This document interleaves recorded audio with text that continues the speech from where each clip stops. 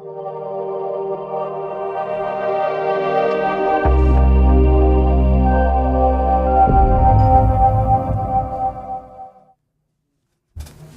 evening. Welcome to Book It Now Live. Again, I am your humble host, Q. I want to thank you all for joining me on this continued journey, of course, of empathy, growth, and understanding. Our last episode was with Dr. Willie Jolly, legendary motivational speaker and inspirational speaker in the Hall of Fame for doing such. We had a great conversation about, internal light, finding that internal voice of yours and chasing your passion. So I do implore you to check out that episode along with all of our previous episodes on our Facebook page, Book It Now, or our YouTube channel, Book It Now TV. You can check those episodes out. If you'd like to be a guest on the show, visit our website, www.bookitnowtv.com. Now today, we have a very, very special guest in the building. We're going to share and learn a lot from him. He's a musician, singer, songwriter, composer, producer, entrepreneur, poet, rapper, you name it, he can create it. He has spent the last 12 years composing, writing, and producing personal and original content of his own, as well as helping others. Most recently, he's been working with Plushwork Films and Heatwave Entertainment for visuals, internet radio, as well as, what is it we're doing? You're showcasing talent in the local DC area for up-and-coming artists, giving them a platform to do their music, show their music, and show what they're all about. So my guest today on the show is one of my nearest and dearest friends, Blake Holmes. Thank you for joining us today. Thanks for having me, buddy. Thank you. I really appreciate. This is a moment for me. It might be a moment for you, but this definitely is a moment. This is certainly something for me. I know a good deal about you, so why don't you share with our viewers a bit about your background, where you come from? Okay. My name is Blake Holmes. I'm originally from Washington D.C. I grew up in the DMV area. Mm-hmm. I went to high school. I graduated from Duke Ellington School of the Arts. I played the flute there. I was an instrumental major. Played the flute? Yeah, the flute. How'd you get into the flute? I started at DeMatha. When I went to DeMatha, I realized basketball really wasn't gonna be a thing. At that powerhouse? Yeah. Okay. So I went to the band, and I knew I wanted to play an instrument. And the teachers came to me and they said that you can move up quicker in the bands if I played the flute, because everybody thought the flute was a girl instrument and not too many dudes wanted to play it. Right. DeMatha's an all-boys school. So I was like, all right, bet, let me get the flute. And I kind of ran it all the way up with the flute there. I kind of got to the highest level. What's that? I think I was in like the symphonic band or one of those bands. And I was like first or second chair. Okay. But I had just picked the flute up. You know what I mean? I taught myself kind of like how to read the notes in the music. You know what I'm saying? I picked that up really, really fast. So my father saw how I picked that up, and next thing I know, I had an audition to get into Duke Ellington. So I didn't think I was that good, you know what I mean? Right. Went up there, got into Duke, but I was around some of the best musicians that I've ever heard. Right. And it was a lot of pressure, you know what I mean, there, because I knew I wanted to rap always, but this was the thing I had to do, was to play the flute. Play the flute. So, from what I remember and what I understand, that process of transferring schools was kind of unorthodox, right? Yeah, it was really, it wasn't. I remember my father had Peggy Cooper Capers. She called me on the house phone. Peggy Cooper Capers. She's like one of the founders of Duke Ellington. Okay. She called me and was asking me all these questions about the flute. If she gave me a piece of music, could I play it? And I was just like, yeah, I can, and I would learn how to do it. Just give me a certain amount of time. Yeah. Next thing I knew, I was in Duke doing the auditions, talking to some people. I got into Duke in the 11th grade. Yeah, so that's not typical. No, Duke they don't take 11th graders. They take you 9th or 10th grade. And 11th grade is usually like transfer students from out of the country or something like that. So I was really lucky to get in when I got in. So is it that Kay Fritz, that's her name? Yeah, Miss Kay Fritz. Miss Kay Fritz. Rest in peace. Did she see, rest in peace too? Yes. Did she see something in you and that continued to push you? Or how do you go from playing the flute at DeMatha to one of the top musical schools in the nation, right? I gotta give that, to be honest, man, I never thought about that. I really have to give all that to my dad. My dad really put that whole thing in play. I was more so, I didn't even know what I was doing. It's just like he kind of saw that for me and put me in those positions to where I can just execute. You know what I mean? Mm-hmm. And that's a blessing. Now that I really think about it, my dad was the sole reason that I was in Duke Ellington. You know what I mean? And everybody told me that I wasn't going to get in, or when I got in, like rap was going to go somewhere else, or my music would go somewhere else, and it was the total opposite. Like Duke Ellington was probably one of the best things that happened to me. You know what I mean? One of the best environments. Yeah, and you say that being in that environment, people expected your music to go one way. Yeah. You were rapping at that time? Yeah, I was always writing, ever since we were in school, you know what I mean? Like 6th grade, I was always trying to put something together, putting something together. But I was rapping, like I knew that's what I wanted to do. You know what I mean? I knew deep down on the inside making music was what I wanted to do at that time. What do you think separated your vision from, kids were writing journals all the time. They may do a song with their friends. What do you think in your experience made you, okay, this is what I'm going to do. I'm not just writing this in my notebook and, going off and freestyling at the lunch table, right? Tight, yeah. What made you say, no, this is what I'm doing? Honestly, man, it was, I never felt good at a lot of stuff. You know what I mean? Like, it was always like me being put in positions, and I knew I could do anything. You know what I mean? Like, I knew I could perform, but I never felt good, like, while I was doing it all the way. I swear the first time I wrote a rhyme, or, like, it just felt different. You know what I mean? And I still get that feeling every time I do it. You know what I mean? It's just, it's purpose, and it makes me happy. Like, I feel like I can fly when I write music, when I'm around music, especially in my environment. That's the thing that I think pushed me, and it just stayed there. You know what I mean? Because, like, after I did a song or something like that, I had a feeling, but then it's like, you want it back. Right. You want it back, and I can go do all these things, but until I do this again, yeah. That's what's gonna fill that little hole in my chest, bro. Because it's just like, I don't know. Everything recently just started to make sense. You know what I mean? About why I used to do a lot of things and why I've gone through a lot of things just to get here. You know what I mean? Just a full circle thing. But I think that's what separated it, bro. And it was just that, and always wanting to not fail. Like, I never wanted to just disappoint my parents, you know what I mean? Or disappoint people around me. I wanted everybody to be proud. What does that mean, though?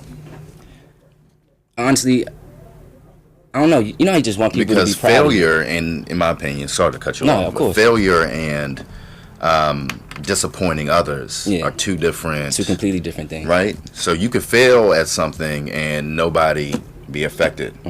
Or you could succeed at something and people feel like that's not what I wanted you to play the flute. Right. Not be a rapper. Right. Not be a singer. Not be producing this music.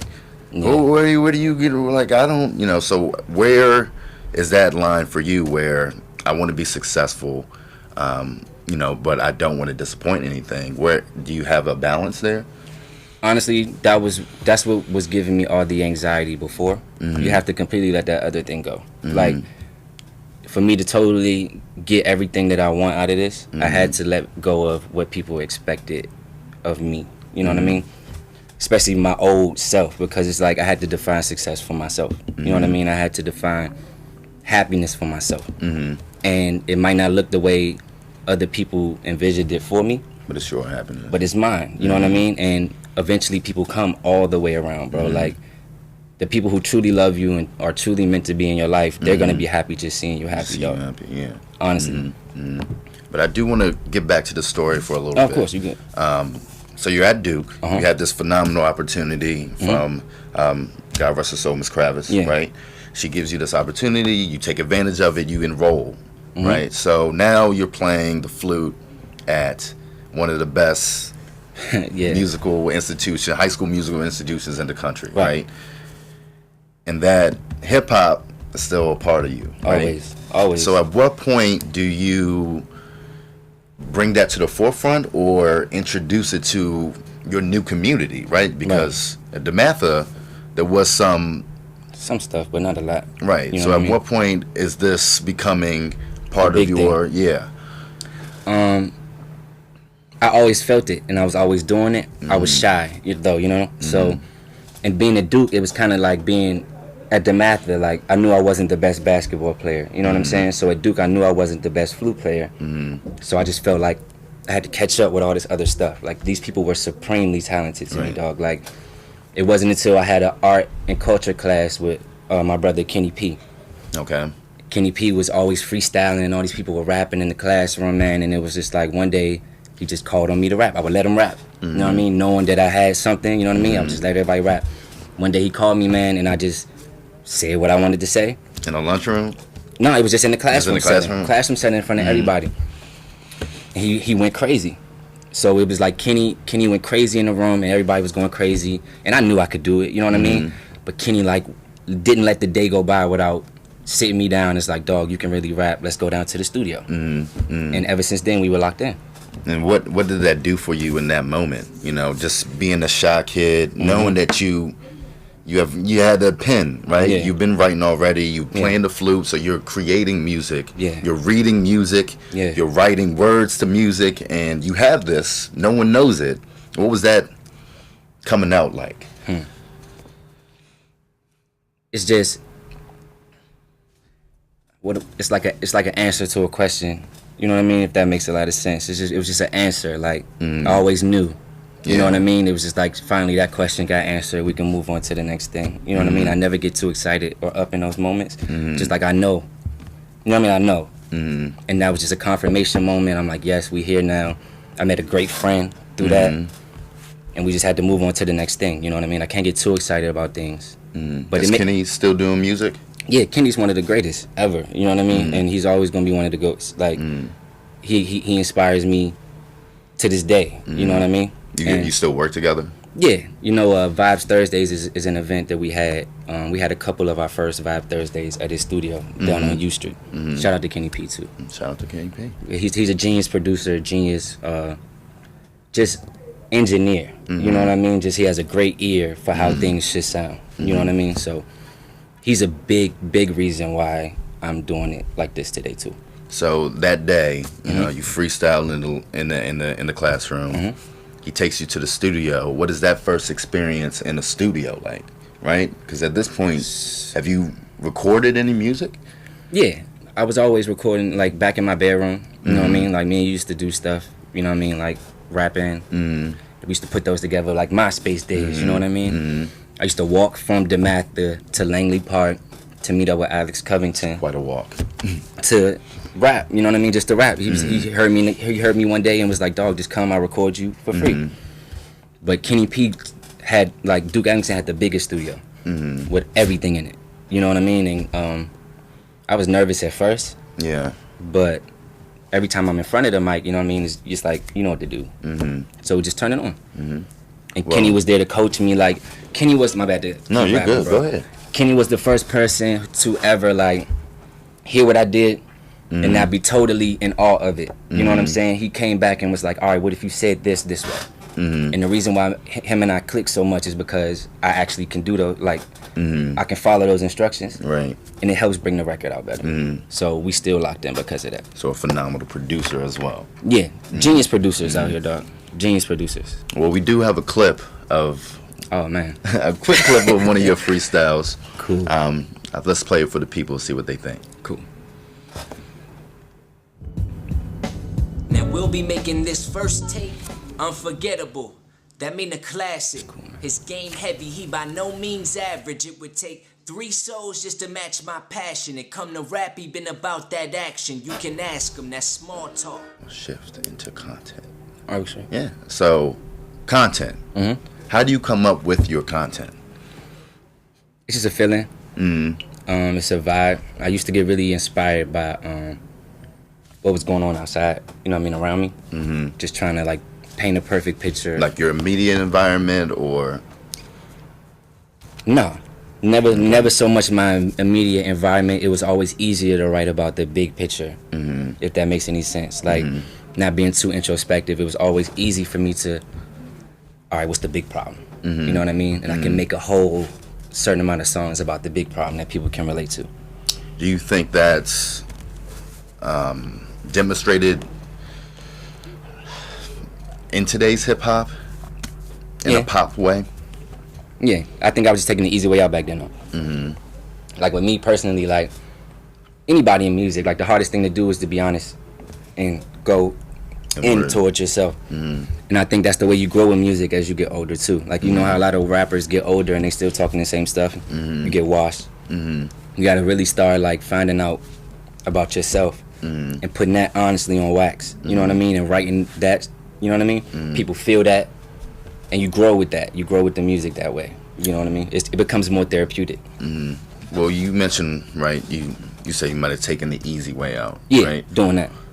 How does one look inward, right, and say they take the easy way, but it's wildly successful? Yeah, that's just in retrospect, bro. Like, in those moments, I was the happiest ever. You know what I mean? And working on that, it was great. But, like, being at this level now, as far as, like, making music in the way I'm writing now, I just know it's better to be focusing on yourself, figuring out those things. You know what I mean? I Am Black was a great project that we put together. You know what I mean? And it was about the big thing because all the police killings and things were going on. Speak to what that EP is about. I Am Black was simply just like my perspective, or our perspective on everything that was going on in the world when it came to, you know what I'm saying, our culture. Our people, you know what I mean? All the black kids that were getting killed in the news, that's still going on. Just a bunch of craziness was going on, and I felt like we had to dedicate a whole project to just saying something about it. You know what I'm saying? And providing a perspective. Was that a hard thing to do? Because that's such a, you know, big topic and such a personal topic for a lot of us. When you're writing and composing these songs, do you feel you're doing it, giving it its justice when you're in your art? I think with the next installment of it, I feel like I would be.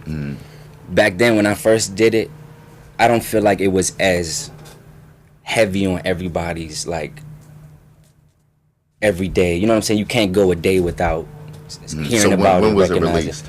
I did it a couple years ago in February. It was like a Black History Month thing. Okay. You know what I mean? But I saw this stuff happening. Like, that's when I was locked into, like, videos and conscious, you know what I'm saying, material. So I think it was like right when Trayvon Martin, or right after Trayvon Martin or something like that happened. And, like, you know, when that happened, people were upset about it, but we couldn't have called the pattern of stuff that was about to go on. You know what I'm saying? So I spoke to that. We could have. I think I saw it a little bit. You know what I'm saying? But I swear, like, when I was dropping songs like that, it was like the world was on a totally different wave. Right. You know what I'm saying? Like, if I would have put some of them songs out today or right now, or maybe right after some of this stuff, it'd catch really well. The other stuff was just earlier, but it was like, you listen to it now, it's classic material. You know what I'm saying? Shout out to everybody involved with it. Rada MC came and blessed me. She was one of my teachers at Duke. You know what I mean? She came through and just did a verse for me. CJ Hilton is one of my brothers. He's big, like, phenomenal. He's from Baltimore. Everybody played on it. Olu, Mello, Brandon, Behe, Bronax. He plays on everything. So I Am Black was a classic project, bro. Do you think the subject matter, and or title could alienate a certain different demographic? Yeah, I was always concerned about that. That's why I was really careful the way we wrote the songs. I never wanted to. I just wanted to make it something that everybody could enjoy, but we knew what it was for. You know what I'm saying? Like, I didn't want to alienate ourselves from certain, like, demographics or groups of people at that particular time. But we had to speak on it. You know what I'm saying? So the songs, that's what I'm saying, it's easier to do the broad thing. You know what I'm saying? And you safe that way. But, like, I think for my next installment of it, it's going to be more personal and more, you know what I'm saying? You can't always walk. So it's a working project?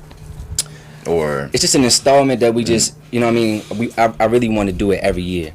And now that we're on these shows and creating our own, like, platforms for that, I really want to put a show involved for it, make it some type of festival or something, and have the radio stations and everybody come forward. I just want to make it a bigger thing each year, just to keep it solid.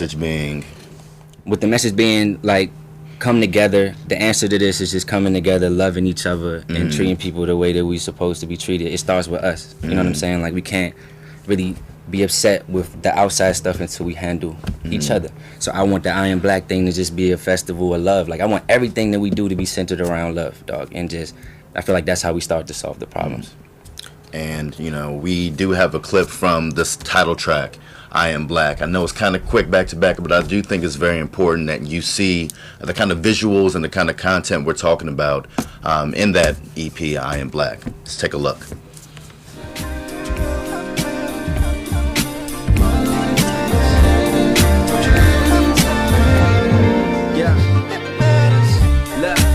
Brothers, but we don't speak. Yeah. So much trouble on our home streets. The judge can't judge us, but he don't sleep. Locked inside a bubble with the struggle and the police. Claim to know the most when we gon' think. It's the time to be close. I pray this poem reach. Big business steady tricking on the broke feet. Mama don't ain't heavy, but they flipping all the proceeds. And his kids still dying. Cigarettes a killer, but we still there buying. Swimming in the liquor with a pill nearby. Pray to get the bigger picture, keep it still, we'll rise. So I don't have to tell you this, but powerful stuff, right? Thanks, bro. And the images of Nelson Mandela, of Diddy, of Drake, of Obama, all these pop culture and with a mix of historical African American figures. So what was it? What did you mean when you were blending all them? And we don't have the image up right now, but all holding that mixtape, that EP cover. Honestly, I got to shout out my brother Brandon for that. Brandon thought it would be a great idea just to show some really influential people holding the project. You know what I mean? Because we felt like just connecting those things, connecting those dots, it was a bigger thing for the future. You know what I'm saying? Like, it's a big statement in that, but at the same time, it would also bring a lot of buzz just seeing them with the project. You know what I'm saying? But having people like Mandela hold it, it's just a message. I think Mandela's on the cover. There's a lot of inspirational people on the cover too. It is, yep. But just spreading it around, you know what I'm saying? Spreading it all the way around as much as we could. But that was the whole message behind that.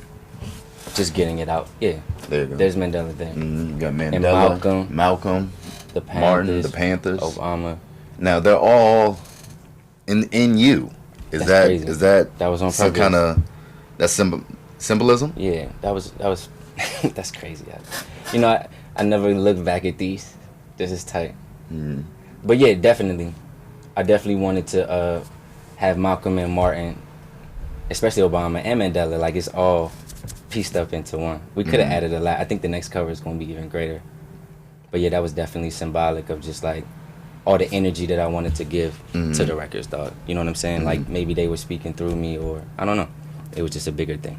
How does your blackness define you, or does it define you? I just think, wow, that was heavy. It's culture, like it's pride. You know what I mean? I wouldn't say it defines me. You know what I'm saying? Because it's a part of me. I think the love I have for just all people, all things. You know what I'm saying? And want things to naturally go well. You know what I mean? And contribute. I think that's what defines me. But me being black is such a it gives me so much pride because a lot of these things, a lot of everyday stuff was created by black people. You know what I mean? I just feel, even with the music, I feel so in tune with just like ancestors and where we come from. You know what I mean? And you can see how our culture kind of runs the mainstream now. You know what I mean? So we're so influential. You know what I mean? So it's so, I don't know, it's such a freedom and it's such a powerful thing. You know what I'm saying? To know that you're African American and you're connected with this long line of because heritage. That EP title is a declaration that I am black. Right. You know, because you're saying something. You got the fist in there and the A. You know, I'm just saying. You know, you saying something, I feel you, and bro. that's a statement. You know, so I'm trying to get to the root of what that means to you and why, you know, you felt it necessary to take on that onus to not only explain what's going on, mentioning the history, like you said, the cultural impact, and then, you know, bringing it back to yourself. Yeah. We had to make it a declaration, man, because it was like, that's what needed to be said at that moment. You know what I mean? Just showing everybody that it's a powerful thing. It's a powerful statement. You know what I mean? It was nothing. We wouldn't have named the EP anything else. You know, and we had a couple other names, but that declaration was more so like, nah. That kind of sums up everything we wanted to say in the music. You know what I mean? With just that. It it just made sense, man. Like I never overthink it while we doing it. It's just more so a vibe and what feel. You know what I mean? This was the first time I even really looked at everything like that. You making me everything comes full circle. You know what I'm saying? But yeah, it was all just a vibe, bro, and just trying to spread love and consciousness. That was all it was, though. And then listening to you, while listening to you, as you describe, putting together the artwork, the music, when to put it out, what to say. I hear you saying we and us and our, right?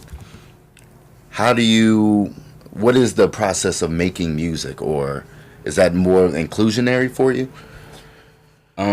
Not really, man. I always feel like whatever producer I'm working with, it's a reason why I'm working with them. And I look at that to bond like family, you know what I mean? Because it's 10,000 things to be, you know what I mean? And when I lock in with a producer, we lock in like brother or like sisters or whatever.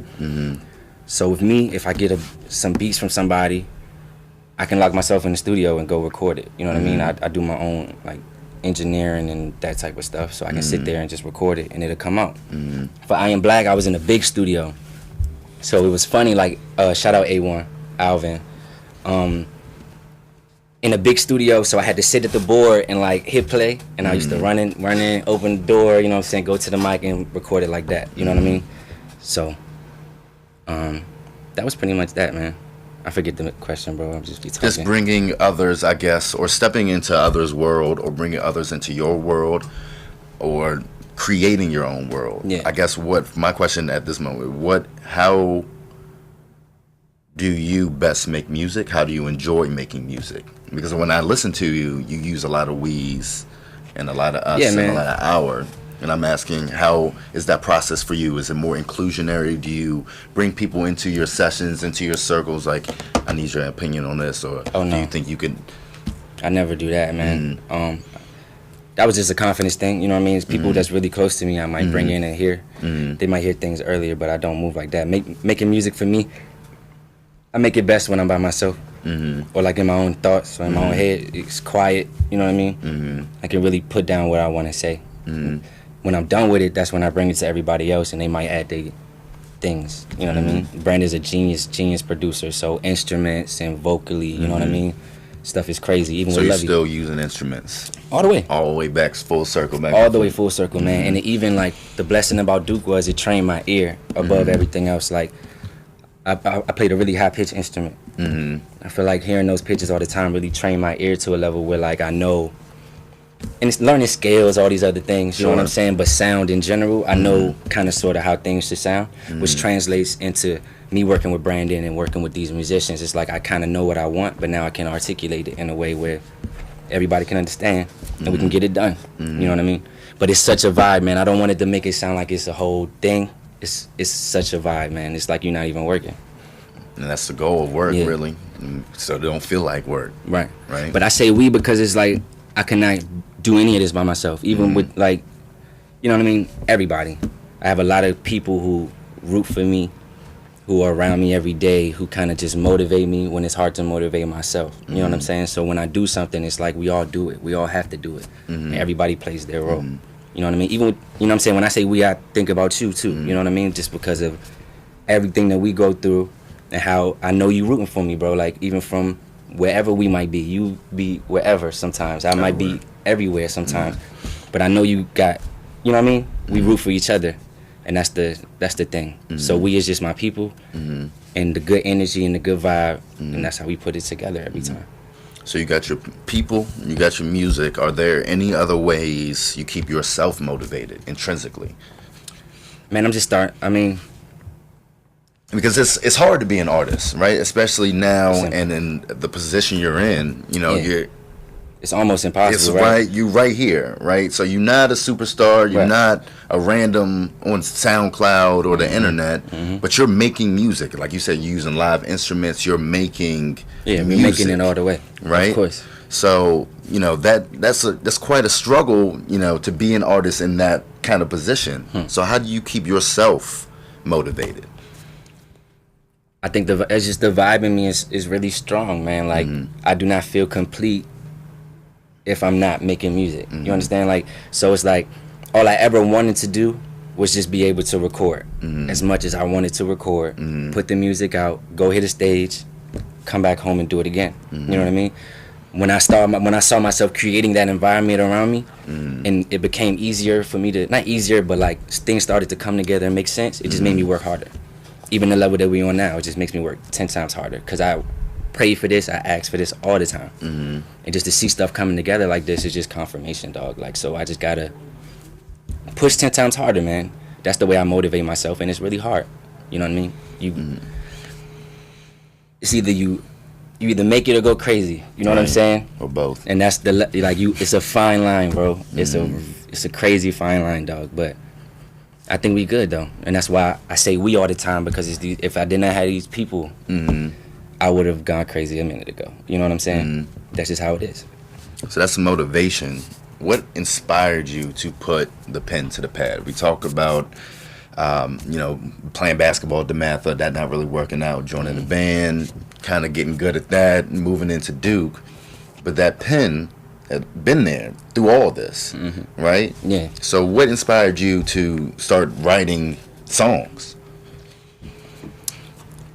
I think I just started writing songs because of all the like questions I have. You know what I mean? The unanswered questions and stuff that you can't really go to people and get an answer for. You know what I mean? What?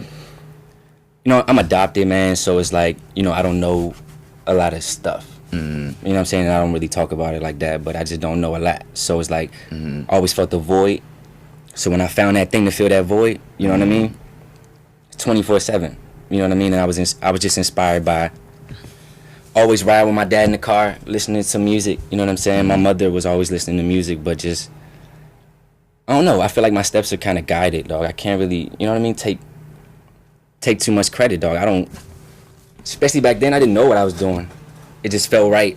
You know what I mean? And thank God it worked out, to be honest with you, bro. Like, I remember writing my first rap in bed. It was to Wale's, like, Nike boots or something like that. It's a classic. Bro. But who knew? You know what I'm saying? Like, who knew? I didn't know. I had a pad and stuff, and I was always buying pads. I was always buying stuff and didn't even know. It's crazy, bro. I don't know. There are really no answers for that. Okay, but you talked about riding around with your dad in the car. That's a lot of inspiration, yeah. Right, so what kind of music was he playing in the car? He used to have 3 tapes, man. There used to be a Kenny G tape, a Kenny G tape, an Invo tape, and a Babyface tape. And I used to like switch those out of the car all the time. My mother was always listening to 102.3. You remember which CDs they were? We're I talking can't about remember. CDs. I know a lot of kids out there. These are like tapes. Oh, these are and tapes, like a cassettes. C. Yeah, I was riding in the Z and stuff back then. These were the cassette tapes. Cassette tapes. You can Google them, kids. Right. But my mom, she was always listening to 102.3 Luther Vandross, just classic soul music. You know what I mean?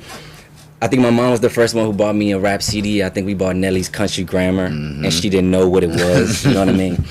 But we put that in the car, and it was over after that. After that, yeah. After that. Explicit content. Man, what? She used to try to hide the CD. I used to go and find it and just play it all the time. So it was that too. I wanted to know what it was, what hip hop was. You know what I mean? So it just crept in. So who are some of your favorite artists growing up or All currently? Time. Yeah, all time. If you were to give me a top 5 today, because I know that changes every day for some people. Yeah, for me today, Lupe is always number 1 with me. Lupe Fiasco is who like let me know you can fit this much into a song. What do you mean? So much content, man. It's such a wide range of like content. You know, the first song I think I heard by him was The Cool. And he like literally dug himself out of his own grave. Yeah, I remember that. But the imagery, you know what I mean? All of that, I was like, wow. Like if he can fit all that, like I want to try to do that. You know what I mean? Instead of making the easy records. You know what I mean? Like I was talking about earlier. So Lupe always inspires me, like lyricism, content. Is probably the best rapper ever to me. I'm inspired by I love Jay. I love Jay-Z a lot. What's it about Jay-Z? Besides just not even besides that, the music. like the you know what I'm saying, the content, the subject matter, I feel like only he can talk about that the way he can talk about it. You know what I'm saying? The game might be going 150 miles per hour, but when Jay-Z drop a record, it slows down to his speed, whatever, you know what I mean? Whatever tempo that he going at, that's the tempo of the whole game. So that's just respect. And then like seeing what he did coming from Marcy in the projects, you know what I'm saying, to take it to this level of stuff, it's the most inspirational thing ever. So I love him, I love Jay. Who are my favorites right now, man? Well, in those two examples, immediately, I'm hearing content. It's all about content, bro. How important is that to you? Content? Yeah, content, and I guess content, and what the content is. Yeah. Because you said, earlier, you can make anything, or I forgot the terminology you used, but you can making a record that you don't feel as much as the artist, right? And then you're speaking to them, and you say Lupe's packing all this imagery, all these different metaphors and things like that. It's crazy. How does that inspiration work for you? Wow. I don't know, man. It just strikes a chord. Like I think it goes back to me like not wanting to fail and really wanting to be everything. Like if I'm gonna do it, I'm gonna do it all the way. You know what I mean? So with this, it's just like, all right, that's the natural person I am too. I love knowledge. I love spreading love and positivity, bro. So it's just like if I can fit that into my raps, it's a rap. You know what I mean? I can spread knowledge at the same time as making people happy, and you know what I mean? It's a no-brainer. I wouldn't feel right. I never feel right making those type of records. Just anything type records, dog. I have to make something with content because that's the most important thing I feel like in music. Well, what do you define as anything type records? I can't really put that in a box, man. It's just like the record, like the game might be going a certain tempo, so and the subject matter gets all the same at a certain point because it's hot. You know what I mean? You can easily do that, and you can do that. You know what I'm saying? And it's like it can be some money for everybody. It can be a big thing. You know what I'm saying, like that. But like I consciously don't do that sometimes. You know what I mean? So the drugs and the sex and the partying and I don't knock anybody. No, I'm not knocking it. I'm yeah. saying as what you, because the content of the cool and the content of Gucci Gang or Gucci Bands or Flip Flops or whatever they say, those are two different kind of songs, but they're meant for two different audiences, and they have two different origins. Yeah, demographic of people. Yeah, and origins. The origin of the people, that may be what we may say is anything, or for lack of a better term, but to that 16-year-old kid, you said Gucci Gang 80 times. That's everything, and he made $2 million. Oh yeah. So it's not. It's just what it means to me, man. Like I have to always reach for providing some type of knowledge, like, cause I got the mic. I was always taught if you got the mic, you better say something. Like, don't waste time with it. You know what I mean? Absolutely. So I kind of just live by that, and Lupe kind of confirmed that for me. You know what I mean? Like, but it's possible to do that and still be dope. You know? Jay-Z does that for me. If you listen to 444, that was all game. All game. It was no, what am I trying to say? Just the whack young stuff sometimes. Like, he didn't have any of that in there. It was all game. Another rapper I like right now is Boogie. He's from LA. He's an up-and-coming artist with, like, Shady Records, He makes great music, and it's very introspective. You know what I mean? So he's always talking about how he feels about things. But he has a great voice, and he has a great flow pattern, and knows how to turn up. It's just, I like those type of... And Mac Miller. Rest in peace, man. Rest in peace, Mac Miller, man. And it's crazy because it wasn't until right after he, like, passed away, where I really dug in. I did the same thing. Bro, and listened back to all those different mixtapes. It's crazy, bro. Just reliving high school and doing all that stuff. It's just his content was just on another... Some people were just on another level. And you could still have fun and be you, but still, like, inspire people at the same time, dog. And it was crazy. All of his music was kind of like that. You know what I mean? He knew how to turn up, but he also knew how to... break it down. Just talk. And that's the level that I'm at with the music now, too. I just want to talk. Like, I know I can rap. I used to always want to prove I could rap better than whoever, but it's not even about that anymore. It's just talking and getting your, you know what I mean, answering your own questions that you got for yourself and getting closer with the music. Brings you closer to God. Everything's. Where does some of the old school acts, where do they fall in for your influence? If you're riding in the car with your mom, listen to 102.3, you know, you listen to the different cassettes and CDs with your dad in the car, that nurturing, Yeah, that's the foundation. So where does that sound and I guess that kind of tempo play in your creations? It's in everything. I only go for this. It's like the soulful music, you know what I mean? Like, yeah, it's hip hop, but I need the soulful stuff. Or like I love samples like of old records. I even love. Do you think that brings out more of what you're trying to say, or is it something that helps you say what you want to say when you hear those kind of? Just makes the picture. It's all a part of the picture. You know what I mean? It just adds to the coloring of everything. You know what I'm saying? But when I hear those type of beats, like I don't really think I move on anything other than that now. You know what I mean? I used to want to prove I could rap so well, bro. I used to rap on everything. Now it's only the ones that make me move, and those are the records that sound like the ones my mother would play or my father would play back in the day. So it's really dope. It's just a full circle thing. In full circle, I gotta ask you about Phife. Yeah. And his influence on you, seeing the tribute. You know, how does Tribes and that was everything at one point. You know what I mean? And I was late with all of this stuff, bro. We had to be. But I came up on like NSYNC and like Backstreet Boys, like, you know what I mean? I'm not ashamed of that either. Like Aaron Carter, that type of stuff. Okay. But to get hip to that late, you know what I mean? And I saw like, I don't know, you just feel different listening to A Tribe Called Quest and watching their videos. It puts you right there in that time. You can just see the influence. It's like dripping on everything and what they wear and how they move. And then when Phife passed, it made you really look at how much the whole group influenced hip hop as a whole. You know what I mean? And I'm sitting in the basement with Alvin, and Phife had just died. So we like, dog, we have to do something. And he just passed me, like, we went through a bunch of Tribe Called Quest songs, and we picked like the top 10 that I like. We just started chopping away at them. That took like a couple weeks, I guess, but we got it about the way. Well, we got a clip from the video. Why don't we take a look at the Phife Dawg tribute video from Blake Holmes.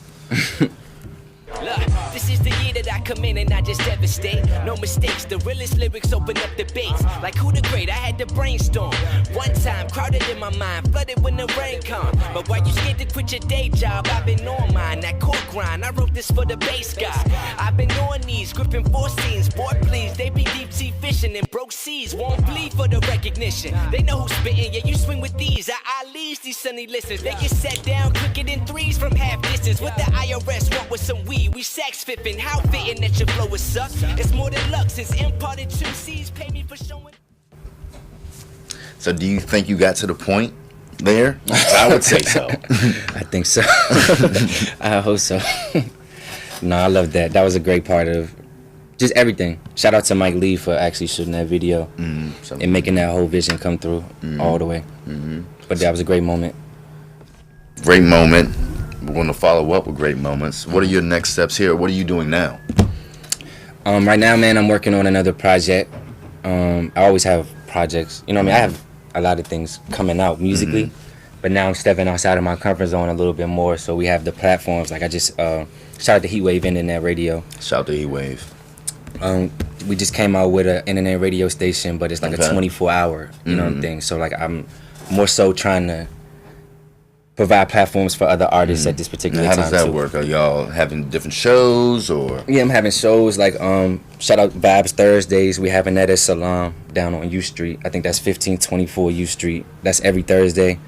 We invite every artist to sign up.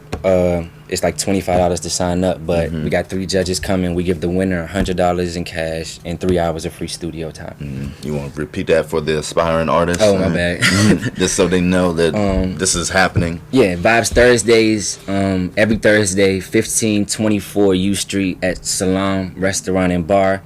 Any artist that wants to perform, I don't care if you rap, sing, DJ, you could be a dancer, poet. It's a $25 registration fee. I have 3 judges coming through. They're gonna evaluate your performance. You do like 2 songs or 2 acts or whatever like that. At the end of the night, the winning act, they get $100 in cash and 3 hours of free studio time with me. So I'm gonna record you. We're gonna get the beats right and everything like that. So win-win. So what inspired you to make that step? That was just me. Actually, Lovey had a big part in that too. Shout out to Lovey J. She just, I don't know, she really inspired me to like step outside of my comfort zone, because rapping was kind of like breathing at a certain point. You know what I mean? Making music was breathing. So I was thinking, what else could we do?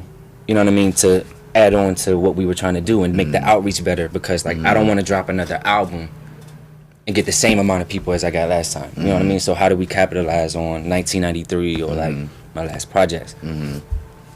So I was thinking, part of the game, like a lot of the OGs I watch or like a lot of the artists that I love and respect, they always say giving back is a big part of it. You know what I'm saying? Absolutely. So I took that to heart.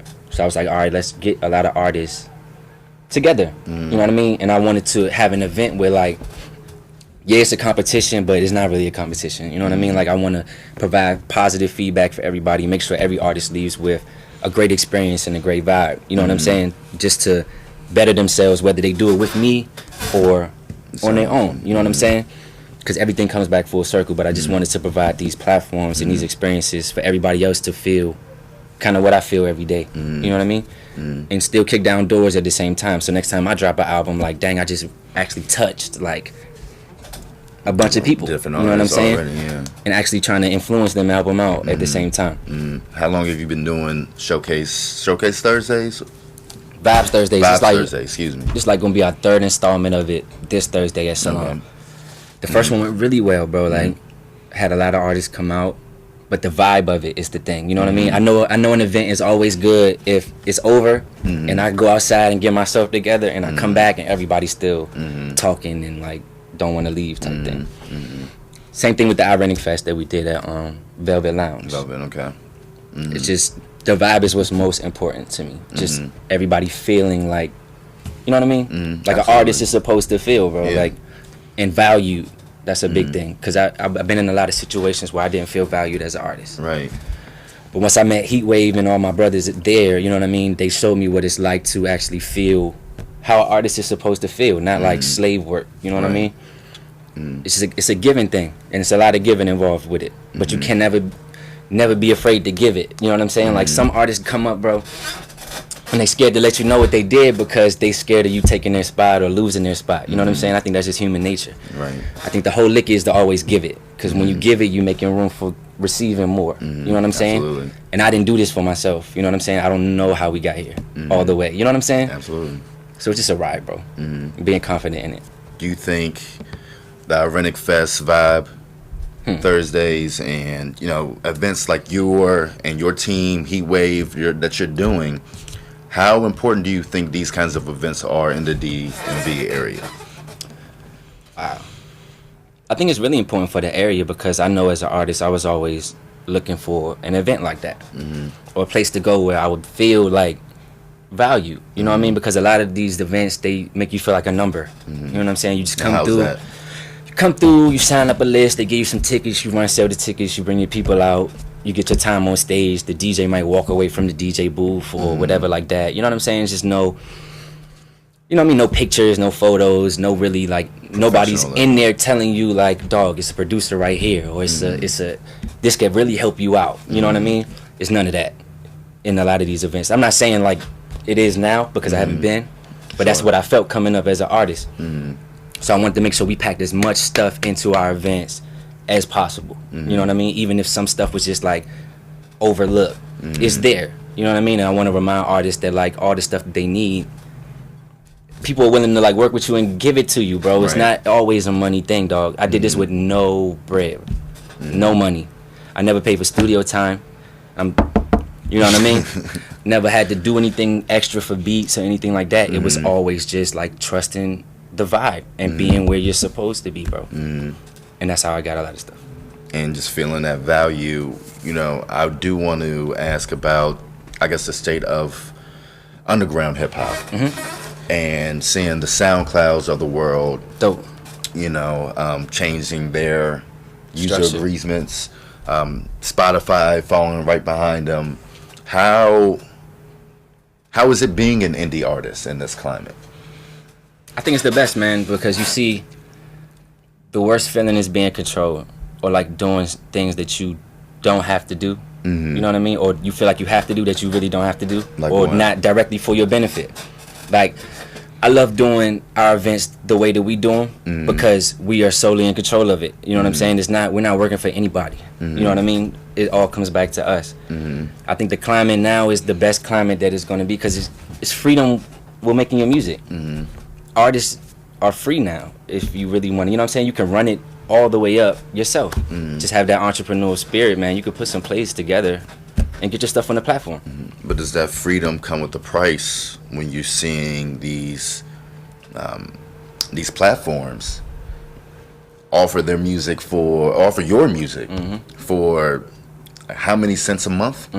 Because I have a subscription. Now I pay $10. I can listen and download your song as many times as I want. Right? That's a lot different from where we came from, where we had to run to the CD store and pick them up and have mom give you $10 and you get in there and you like 18 at one point, bro. Right, the $20 CDs, and you talking about 2 months of subscription, right? So for pennies. How is that? Is that relationship You just gotta, between the artists and these platforms and the consumer? Those are all shifting. How do you think that's affecting the indie artists? It's just making you gear up and it's making you get another skill and another thing outside of just doing what you do. Like you cannot just be a recording artist anymore. You know what I'm saying? You have to go pick up other things because like, yeah, you could put your song out and they might stream it and you might not make as much money as them buying it or going like, you know what I'm saying, the old school way. But if you got your shirts lined up, you know what I'm saying, if you got your other platforms, if you got other things lined up to roll for you at the same time. But is that fair? I think nothing's fair, bro, but it's just like we have to find a way to still do it. You know what I'm saying? And at the end of the day, we're going to see how like this all benefits the big picture of stuff. You see what I'm saying? Yeah. Because if artists stayed in that artist bag, it would have been people always taking advantage of artists. You know what I mean? So in order for that to end, this had to happen. You know what I'm saying? Artists really have to step outside of that zone sometimes and create it themselves. But once you create that yourself and get that on a platform, it's like you got a force field around you that's kind of indestructible. They can't come in and make you a slave that way. Right. You know what I'm saying? It's the best way to do it. The best way to do it. You make music when you want to because you love it, not because you feel like you're obligated to. You feel me? And I feel like that's what a lot of these contracts and stuff might do to you. Right.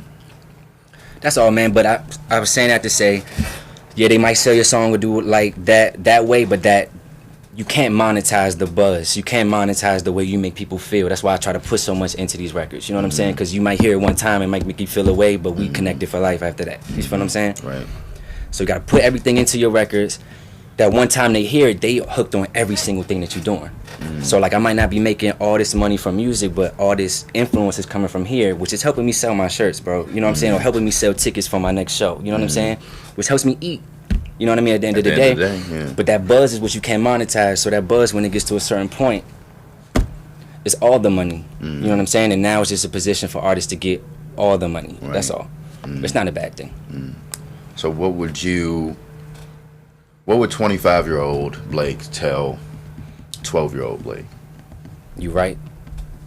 That's pretty much it. You right. Second guessing is like death, you know what I'm saying? You right about that homework assignment you gotta No, you're just right. Like however you feel, however I was feeling, man, like I used to question it, bro. Like I used to think like something was wrong with me, you know what I mean? You just right. What do you mean something was wrong? Like what would have been wrong? Because I never saw things the way other people saw them. You know what I'm saying? I never, like my father told me you're either gonna be a blue collar worker or a white collar worker. I was like, dog, I'm neither one of those things. You know what I'm saying? But I couldn't articulate that at that particular point. It's just a feeling, you know what I'm saying? So you're right about stuff. The way I felt that day, you know what I'm saying? It makes sense to where I'm at right now. So 25-year-old Blake would tell that Blake to just chill, bro. You know what I'm saying? Chill. Write your stuff. Get better. Everything is kind of like ordered. Steps are ordered, dog. Like it's nothing random. You just gotta tap all the way in. So you believe in fate? Fate? I just believe, I don't know necessarily fate, but just God, man. Like it's a definite belief in God. and like I feel like God made me and is inside of me all the time. Absolutely. So it always pushes me in the right direction. It's always when I let something outside come in, you know what I'm saying, and second guess stuff, that it might get deterred, not even like thrown off or thrown away. It's just deterred. And that's over. You feel what I'm saying? So now it's like we flying. But now the whole crew flying, like the whole plane is going, you know what I'm saying? That's the whole point. The way it's supposed to be, bro. I'm proud of you, man, on some G shit. I mean, stuff. Man. I'm sorry. I'm proud of you. I'm proud of you, too. So tell them where they can get your music. I'm on all streaming platforms. Just look up Blake Holmes, Apple Music, Tidal, Spotify, YouTube, Google Play. Everywhere you find music. I got a tape on Spinrilla for all the young, you know what I mean? Yeah, let's do that. Spinrilla. SoundCloud, I got a page on there. Music is everywhere. Just Google my name. You know, my next project is really going to make a wave. And we'll be looking for that. I don't even want to put this timestamp on it, man. It's just such a vibe. Year? Nah. This year? Yeah. It's only a month left. Yeah, we're going to knock it out. Okay. It might be a nice Christmas present or something. You know what I'm saying? That's the next album.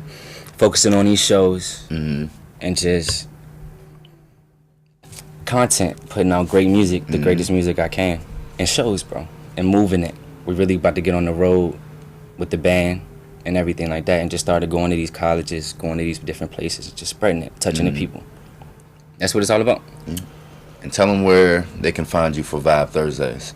1524 U Street at Salam Restaurant and Bar. That's the Vibe Thursdays. We actually have the whole weekend there, so we do an event Thursdays, Fridays, and Saturdays there. So just come through. Vibes Thursdays, we kicking it off. Any artist that wants to register, you can follow me at I am Blake Holmes on all social media, and we'll just get you locked in. Easy peasy, Blake bro. Holmes. Well, thank you for joining us again today. Love you, man. I appreciate you. This has been another wonderful episode of Booking Now. If you would like to be a guest on the show and join us, like Blake did today, visit our website, www.bookitnowtv.com. You can visit our Facebook page, Book It Now, and our YouTube channel, Book It Now TV, to watch our previous episodes. I want to thank you all again for joining me on this continued journey of empathy, growth, and understanding. And again, like I tell you every week, if no one has told you that they love you today, remember that I do, and I always will. God bless you. Good night.